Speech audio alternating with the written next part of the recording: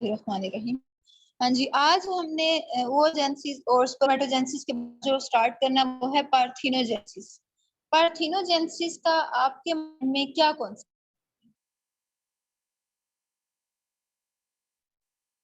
हाँ जी, कोई आप बताएगा पार्थिनोजेनेसिस क्या है? मैम पार्थिनोजेनेसिस इस तरह होता है कि जो एग होता है विदाउट स्पर्म के फर्टिलाइज हो जाता है। इस तरह हनी हाँ में जी, होता है।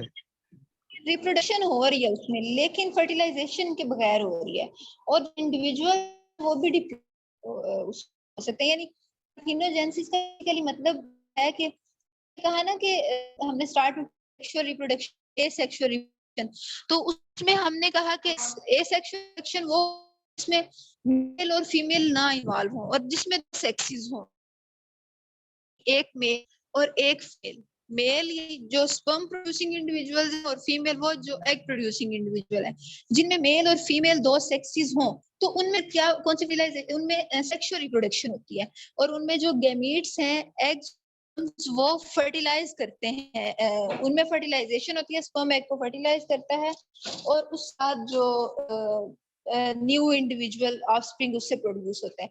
लेकिन पार्थिनोजेनेसिस जो है, इसमें भी मेल और फीमेल जो हैं वो दोनों सेक्सेस मौजूद होती हैं, लेकिन इनमें क्या होता है कि एग और स्पर्म की फर्टिलाइजेशन नहीं होती। तो इस वजह से ऐसा प्रोसेस जिसमें डिप्लॉयड गैमीट्स ही फॉर्म हो, ठीक है, लेकिन उसके अंदर फर्टिलाइजेशन ना हो।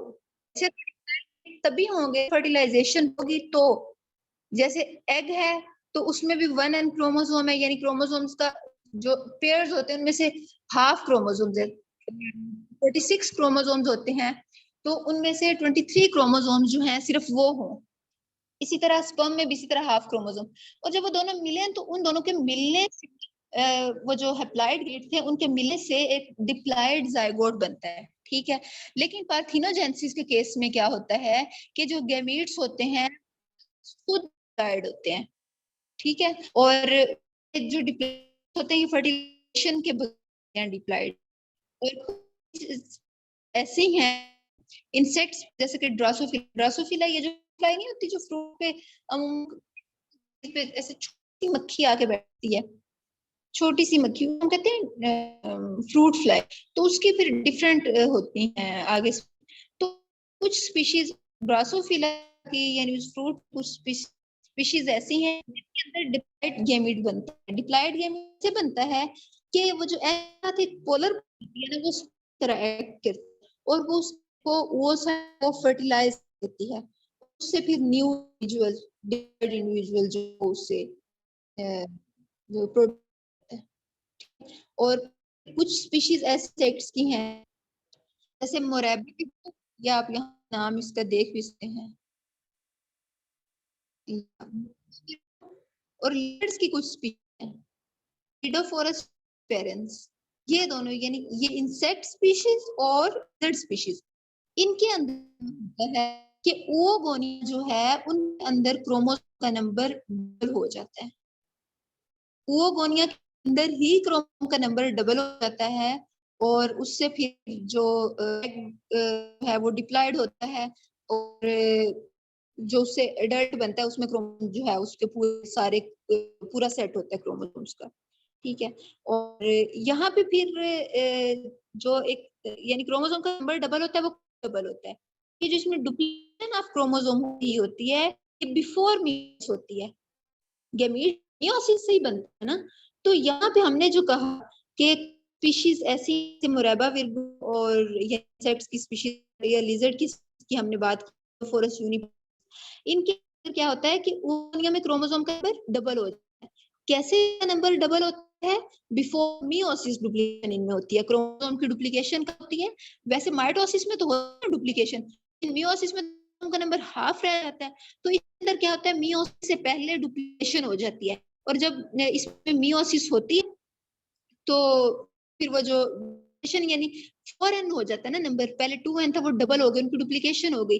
पहले अगर एक पेयर था और एक पेयर में 2 क्रोमोसोम थे और अब एक उसी पेयर की एक कॉपी तैयार, और जब मियोसिस होगी हाफ हाफ होंगे तो फिर वही जो जो उसका 2n नंबर है वो से ऑब्टेन हो जाएगा। ठीक है, तो इस वजह से वो जब 2 नंबर वो गोने में पहले ही हो तो वो यानी कि वो डेवलप जायगोट बनेगा, जायगोट से इंडिविजुअल बन जाएगा, उसके अंदर क्रोमोसोम का नंबर पूरा होगा, जरूरत ही नहीं होगी कि उस एग फर्टिलाइज किया जाए।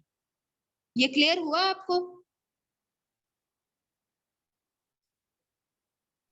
Yes ma'am.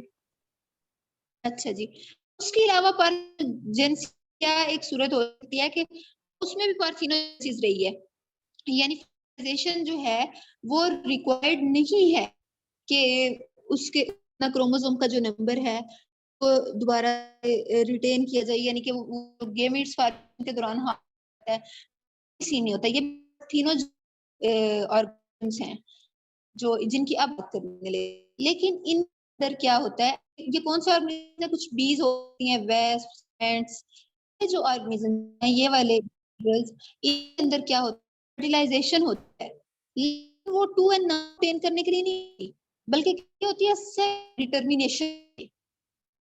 अगर गैमेट्स अनफर्टिलाइज हों तो वो गैमेट जब होगा तो कौन सा विजुअल होगा, मेल होगा, और अगर फर्टिलाइजेशन होती है तो फिर फीमेल हो।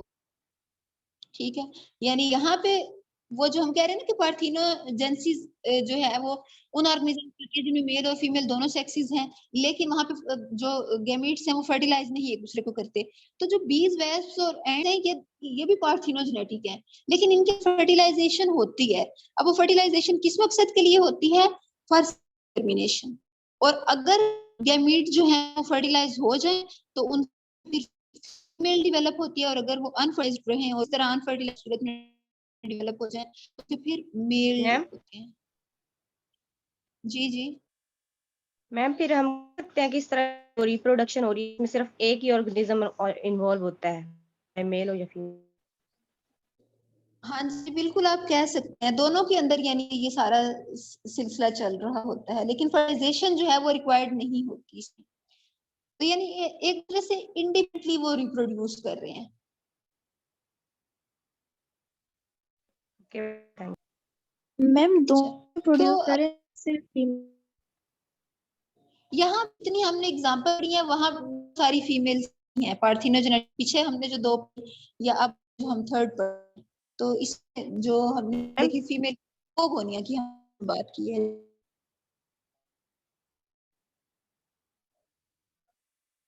एक जगह पे था ना कि पार्थेनोजेनेसिस करने वाले ऑर्गेनिज्म होते हैं, वो चाहे अगर वो फीमेल मेल हो, वो मतलब अगर पार्ट प्ले कर रहे हो तो दोनों मतलब एक ही ऑर्गेनिज्म कर रहा हो। हमको आपने उनके लिए एक टर्म होगी, हर्माफ्रोडाइट, के जो हर्माफ्रोडाइट ऑर्गेनिजम्स हैं वो पार्थेनोजेनेटिक होते हैं। तो हर्माफ्रोडाइट जैसे पीछे हमने वो देखा थिनोरेप्टाइटिस एलिगेंस कि उसमें एग्स और स्पर्म दोनों ही प्रोड्यूस हो रहे होते हैं। लेकिन जब आप डेवलपमेंट की बात करें कि जो एक ऑर्गेनिज्म ने डेवलप होना है, एग से ही डेवलप होना है। ठीक है, तो फिर इस तरह जो से है वो मैम जो ऑर्गेनिज्म बोलिए। प्रोड्यूस हो रहा है मैम, वो उसके पास एबिलिटी है नेक्स्ट रिप्रोडक्शन? बिल्कुल इसी तरह वो भी यानी सेक्सुअली रिप्रोड्यूस नहीं करेगा, वो भी अपने पेरेंट्स की तरह ही हर्माफ्रोडाइट होगा, फाइनली रिप्रोड्यूस करेगा। Okay ma'am. जी, अब ये एग्जांपल पढ़ रहे हैं, यहाँ पे हमने 20 और एग्जांपल पढ़ी कि इस फर्टिलाइजेशन तो क्या होगा, फीमेल, और अगर फर्टिलाइजेशन है वो नहीं होती तो मेल प्रोड्यूस होगा। ठीक है, तो एप्लाइड मेल जो है, मेल जो है यानी फर्टिलाइजेशन के बगैर मतलब वो एप्लाइड, और अगर वो हैप्लाइड है तो इसका क्या मतलब हुआ कि इनमें मियोसिस जो है वो नहीं होती। गैमेट फॉर्मेशन के लिए मियोसिस होता है, आपको पता है ना, मियोसिस जो है वो और मियोसिस 2, जो 2 है वो माइटोसिस जैसी ही होती है, और मियोसिस 1 में उनका नंबर जो हाफ रह जाता है। अब ये जो है ये ऑलरेडी खुद ही है, तो इनके अंदर फिर क्या होगा कि फर्स्ट मियोसिस जो है वो डिवाइड की जाएगी और मियोसिस जो है वो, ठीक है, इस तरह से इनमें अप्लाइड स्पर्म प्रोड्यूस हो। ठीक होगा?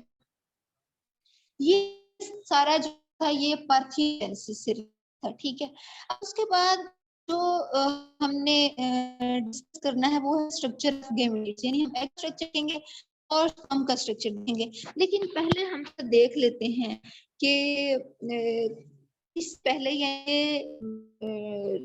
एस्टेब्लिश होने से पहले कि एग का स्ट्रक्चर ये है, स्पर्म का स्ट्रक्चर है, ये एस्टेब्लिश होने से पहले स्पर्म या एग से मुतालिक जो है वो क्या ख्याल किया जाता था। तो यहाँ पे 1678 में यूएन बुक जो है उसने ये कहा कि जो सीमन है, सीमन में बहुत ज्यादा तादाद में लार्ज नंबर साइट्स जो हैं वो सीमन में प्रेजेंट होते हैं, और उन साइट्स को क्या कहा, स्पर्म एनिमल, ठीक है।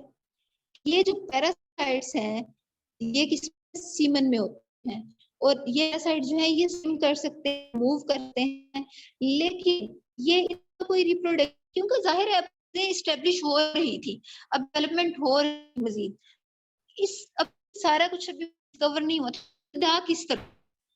ये चीजों को जब डिस्कवरी स्टार्ट हुई, हम स्टार्ट से देख रहे हैं, थोड़ी सी हिस्ट्री हम देख रहे हैं कि 1678 में कंसीडर किया जाता है स्पर्म्स क्या, तो वो ये कहते, यूएन हुक ने ये कहा था कि ये पैरासाइट्स हैं जो कि सीमन में प्रेजेंट है। इन पैरासाइट्स को क्या नाम है, ज़ोआ, यानी स्पर्म एनिमल। उसने ये कहा जो पैरासाइट्स हैं ये स्विम कर, मूव कर सकते हैं, लेकिन ये रिप्रोडक्शन इन्वॉल्व नहीं है, ठीक है।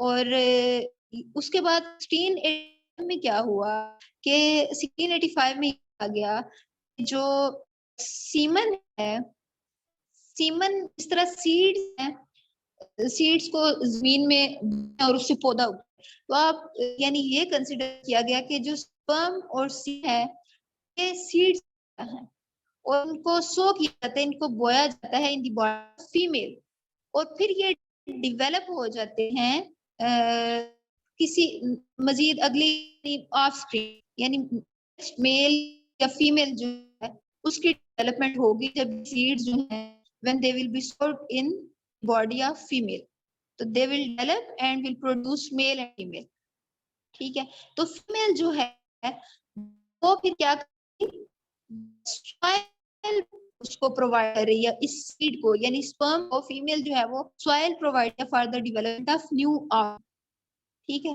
तो चूंकि फीमेल के पास डेवलपमेंट के लिए ज्यादा बेटर इन्वायरमेंट है, नॉर्मल इन्वायरमेंट है, तो ये सीड जो है ये फीमेल बॉडी कल्टीवेट किए जाते हैं, ठीक है। यानी ये डेवलपमेंट पहले था कि प्रोडक्शन, तो उसके बाद 1684 ये इस्टेब्लिश हुआ कि इनका प्रोडक्शन है।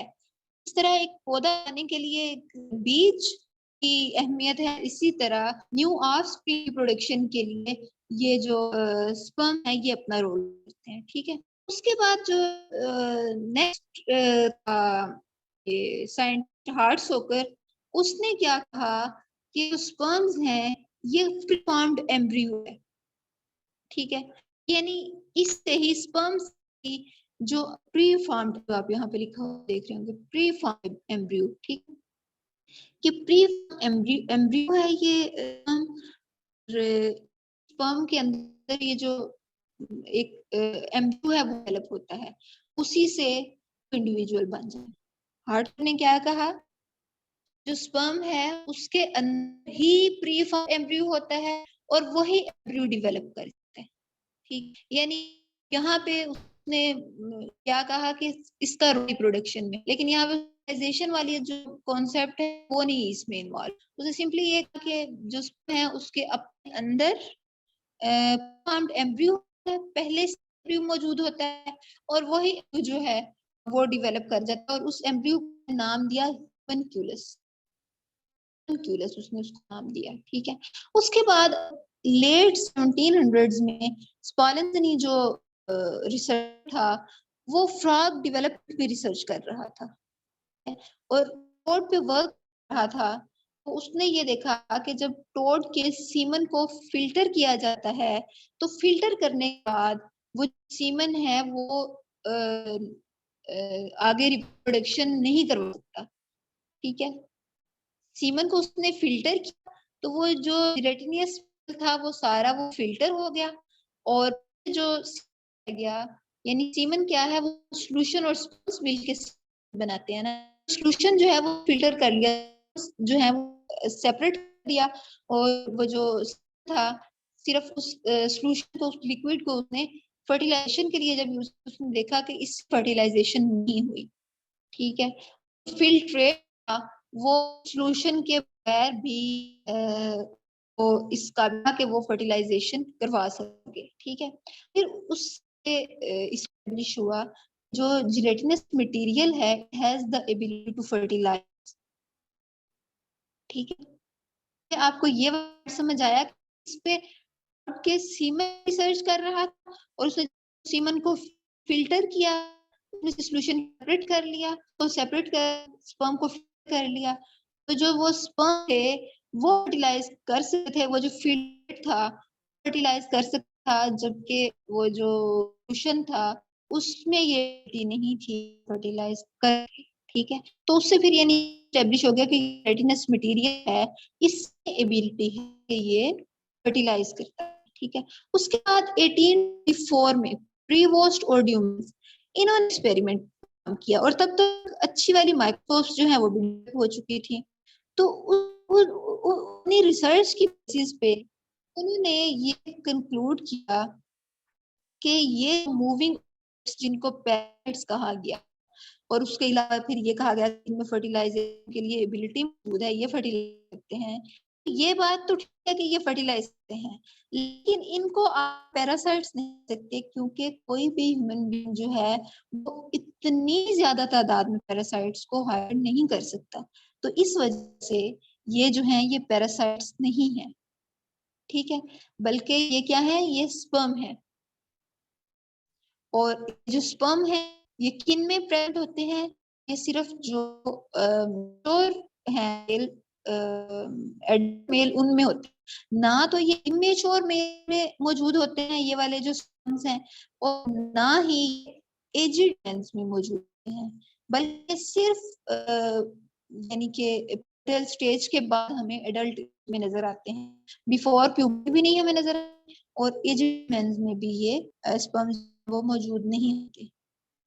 और उसके अलावा फिर उन्होंने ये देखा कि जो म्यूल जो है वो रिप्रोड्यूस नहीं कर सकता, और जब उसके उन्होंने देखा तो उसके सीमेन में भी स्पर्म वो मौजूद नहीं थे। इससे फिर ये स्टेट हो गया कि स्पर्म्स हैं उन्हीं का ही रोल है फर्टिलाइजेशन और रिप्रोडक्शन में, क्योंकि म्यूल जो है वो रिप्रोड्यूस नहीं कर सकता, उसमें स्पर्म्स भी नहीं है।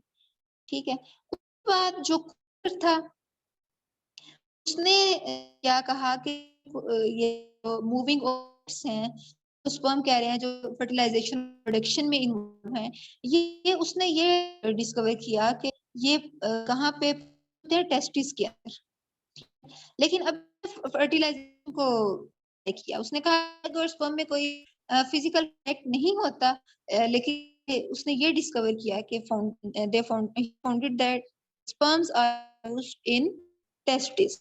ठीक है, उसके बाद नेक्स्ट यानी आप देखते जाएं कि विद द पैसेज ऑफ जैसे जैसे साइंस जो है वो मजीद जैसे जैसे इंस्ट्रूमेंट्स डेवलप हो रहे थे, वैसे वैसे जो है वो बढ़ती जा रही थी चीजों से मुतलिक। तो उसके बाद जो हार्टविग और फॉल था, उन्होंने क्या किया, ये जो स्पर्म है वो इनका प्रोडक्शन में नहीं है, यानी डायरेक्ट इनका कोई रोल नहीं है, सिर्फ एग को स्टिमुलेट करते हैं डेवलपमेंट के लिए, और एग ही है वो इंडिपेंडेंटली पूरा जो ऑर्गेनिज्म है, इंडिविजुअल है, वो उससे डेवलप हो जाता है। ठीक है, तो उसके बाद हुआ कि यही हार्टविग और फॉल 1876 में फिर ये स्टेब्लिश कर लिया कि जो न्यूक्लियस हैं ये at the time fertilization unite होते हैं, और स्पर्म रोल है फर्टिलाइजेशन में है, ये फर्टिलाइज करते हैं, इनके न्यूक्लियस यूनाइट करते हैं, और उसके बाद एक जो नॉर्मल इंडिविजुअल है वो होता है। ठीक है, ये थोड़ी सी हिस्ट्री थी जो आज हमने देखी, इसमें कोई जो आपको ना सके, और दूसरे पार्ट इसको डिस्कस किया। ठीक हो गया क्वेश्चन आपकी तरफ तक?